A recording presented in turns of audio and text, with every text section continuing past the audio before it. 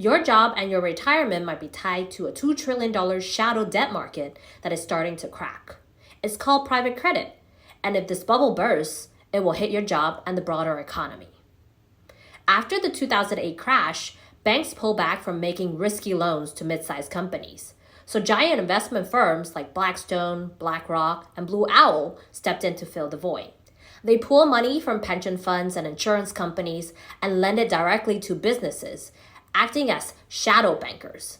Today, they provide loans to over 3,700 US companies, and these companies employ 2.5 million people. Examples include retailers like PetSmart and many urgent care and dental offices. So what's the problem? Most of these loans have floating interest rates, like your credit card. Since 2022, the average rate of these loans has increased from 6 to 10%.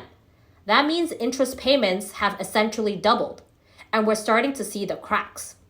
Several businesses like Tricolor and First Brands filed for bankruptcy in late 2025, and now in early 2026, we're seeing record high defaults.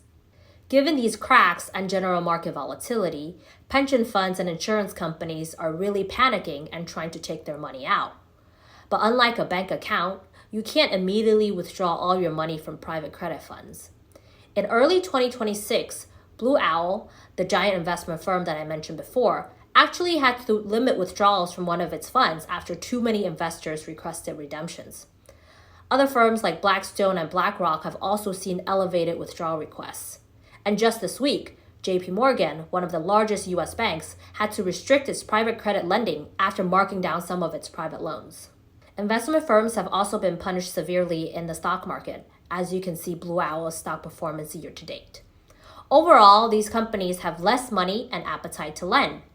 This means that businesses they typically lend to, your clinics, stores, and even employers, might have a harder time borrowing money to run their operations. And worse comes to worse, these businesses might need to freeze hiring, cut investments, and start mass layoffs.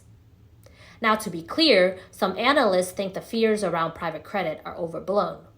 They argue that private loans themselves are still sound and it's just investor panic. But private credit has grown extremely quickly over the past decade with far less transparency and regulation than traditional bank lending. And history shows that when large credit markets start to crack, the ripple effects often spread through the rest of the economy. Let me know what you think about the private credit market. My name is Sophia, and follow for more investing and personal finance tips. I'll see you next time.